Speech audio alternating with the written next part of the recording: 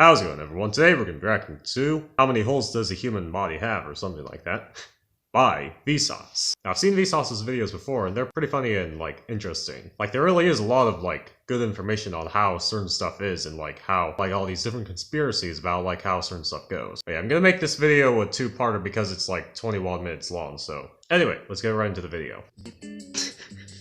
Hey, Vsauce! Michael here. Come on in. You ever see the baby eating camera meme? This is him now. Feel old yet? Emerge out my other end. No. And for this reason, it has been said that the human body is like a donut. Bro, he really looks crazy with that beard and those you eyes. are just a bunch of meat packed around a central hole.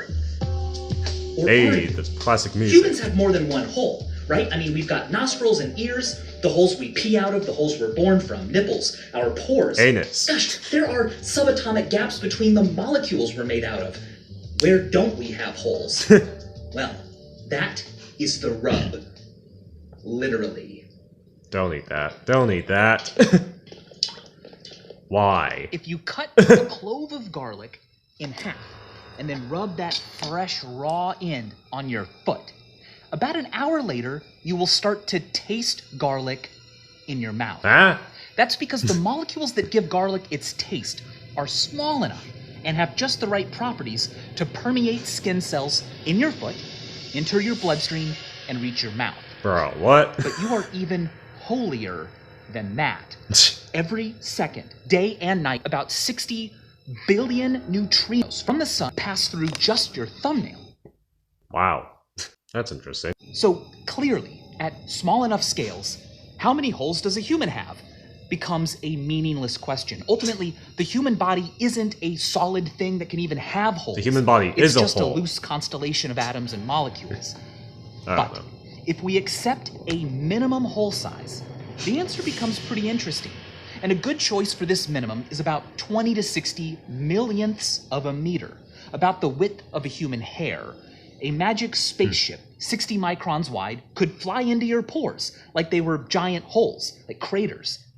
But it couldn't continue on through the vasculature at the other end, or diffuse through cells, or slip between molecules. And that is significant. It highlights the fact that not all holes are equal. A 60 micron wide ship, or string, could be threaded into your mouth and come out somewhere else. But it couldn't do that by entering a pore or hair follicle. This makes the GI tract what engineers call a through hole, whereas pores, urethras, nipples, ears, hair follicles, birth canals, and the sinuses are blind holes. They can be entered, but eventually Sorry, but whenever I hear the word hole, I just get all dirty-minded. I can't help it. If someone's saying something that could mean something else, you're just naturally gonna think of that other thing if you're dirty-minded. Come on, can you blame me? Capillaries, permeable only by things smaller than a single blood cell, and the determination to not be stopped. The eyeball can be squeezed under, but you'll eventually be stopped by the conjunctiva. The sinuses are nice big rooms in our skulls, but the only way out is the same ostia you came in through. As for the ear, well, the ear is a blast to go inside, but if you're 60 microns wide, the airtight eardrum will block further passage. It's a blind hole. Now, altogether, counting all of your pores and hair follicles, you've got millions of blind holes all over your body. But are they actually holes? That's a real humdinger, because you know what a hole is, what a hole really is? I'm trying to really it's a word. Hard not to a think dirty-minded. Fuzzy, imprecise lexeme that refers to a host of disparate, I can already utterly unreconcilable things that eludes a single precise mathematical definition. In fact, holes might not even exist. I mean, think about it. If I eat a whole donut, have I eaten the hole? Is the hole inside me? Or could I eat a donut without eating its hole? Could I go to a store and buy Swiss cheese, but leave the holes at the store? Clearly, holes are at best ontologically parasitic.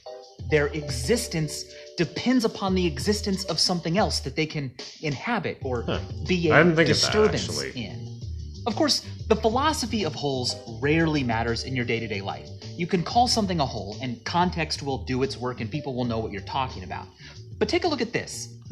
Does this have a hole in it? Well, yeah, right, obviously, right here, there's a hole. I can put my hand in it, it can store things, it's got a hole. But now imagine that I could mold it like it was made out of clay, and I molded it down into the shape of a drinking glass. You can see how that could happen, right? Well, does a drinking glass have a hole in it? If this does, then this should too, right? I mean, I didn't pinch the hole shut or glue anything together. All right, sure, fine. I mean, I can accept that a drinking glass technically has a hole in it. But now, imagine that I took this glass and I molded it out and I widened its opening until I had a shape like this, a bowl. Now, does a bowl have a hole in it?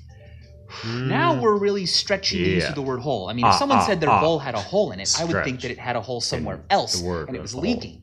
But sure, let's call this a hole. It's not a very prototypical one. It doesn't really look like a hole. But I think you see where I'm going with this. If I then molded the bowl and flattened its sides all the way out until I had a plate, a shape like this, well, does a plate have a hole in it? No. Not really.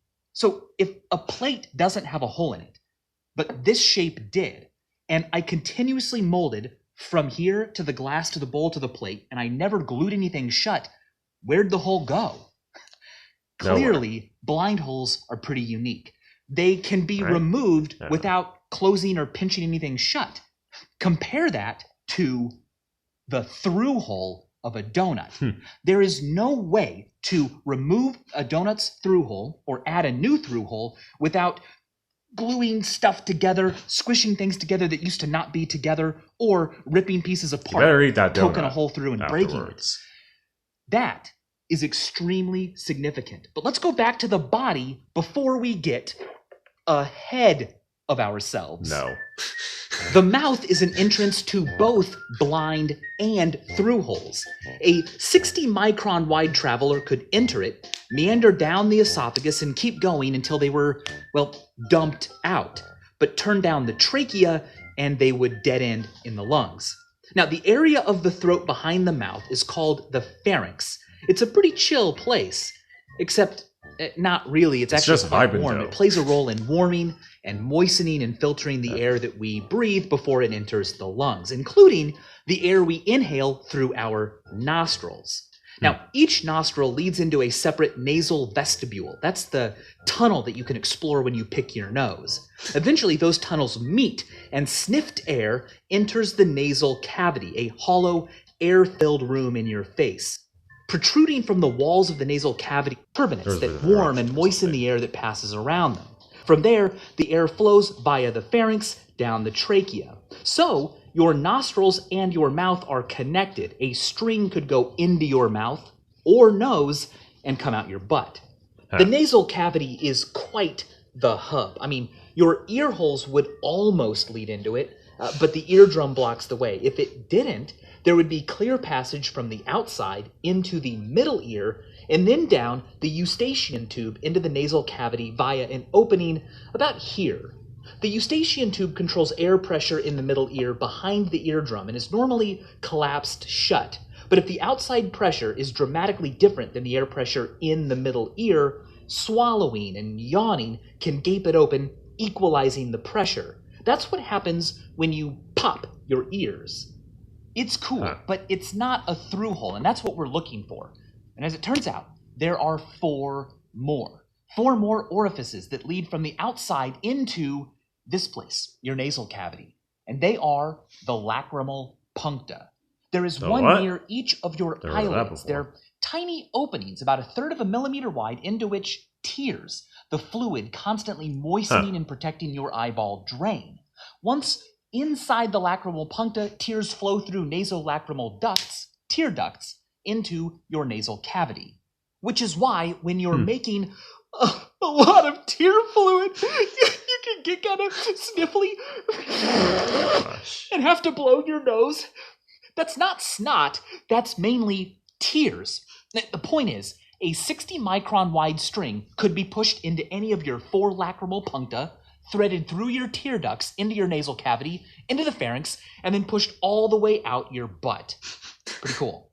That gives us 8 external openings that don't dead end. Huh. But how many through holes is that? I mean, how many holes does a straw have? This clearly has 2 holes, but how many does this have? Is it 1 hole that forks? Is it 2 that combine? Gosh, maybe it's 3. Well, what about this? How many holes does this thing have? I don't even know what that is. Topology can help us answer every single one of those questions. Here, I have 2 essentially identical pieces of material.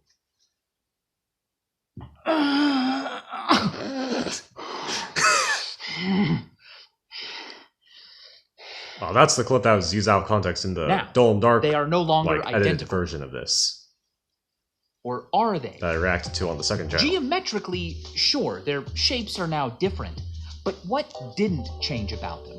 Well, that is what topology studies. Topology is concerned with the properties that persist so long as something isn't ripped apart. The famous joke that a topologist doesn't know the difference between a donut and a coffee cup is based on the fact that a coffee cup can be gently, continuously molded into a donut by simply stretching and squashing. No cutting, gluing, ripping, or sewing required.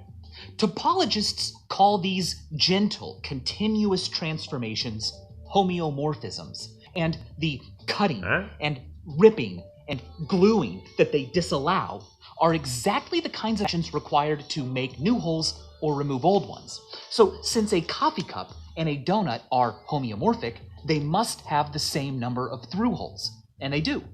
Alright, I'm gonna end the first part of the video here. What Lovely was saying was really interesting, actually. Like how holes don't actually exist or something, and like how they're just a construct of what we perceive as something. I don't know what the right word to describe it would be, but you get it. Yeah, you always learn something new whenever you watch a Vsauce video. It's always like really interesting seeing all that. Anyway, if you have any reaction requests, please leave them down in the comments down below. If you liked it, leave a like, hit the subscribe button, and stay boss, gamers. Let's get this bread.